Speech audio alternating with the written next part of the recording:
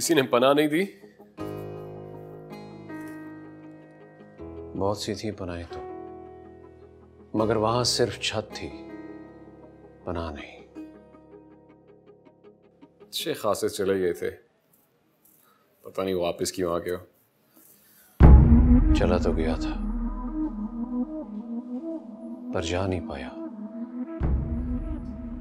जब रास्ते एक ही तरफ जाते हो तो फिर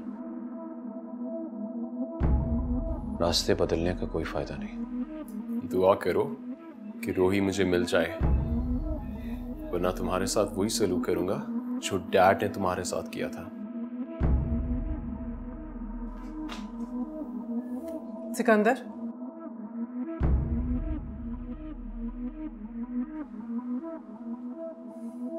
चलो सिकंदर, बहुत रात हो गई।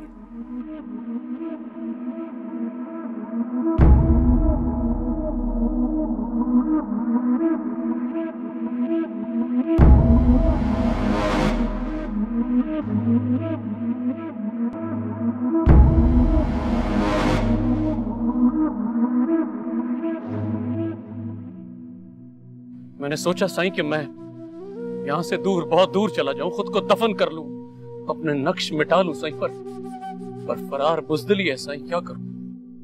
तुम जैसे शरीफ आदमी से भला बीबी रानी को क्या तकलीफ हो सकती है?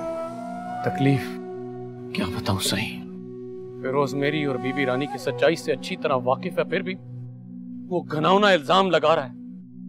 सिकंदर को मेरे खिलाफ करना चाहता है, बदजन कर रहा है मेरे खिलाफ।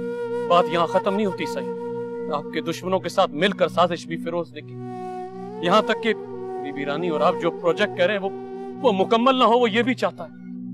फिरोज और उसके बेटे से मुझे भी अपना हिसाब पूरा करना है शेर आलम। सही, हमें फिरोज तक पहुंचना होगा।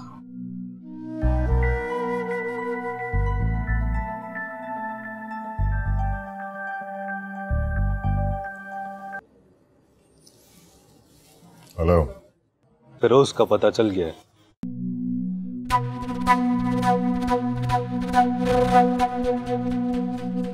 उसके पीछे मैंने अपना एक बंदा लगाया हुआ है। कहाँ है वो? मुज़फ्फराबाद में कहीं अपने क्रिमिनल दोस्त के घर में छुपा हुआ है।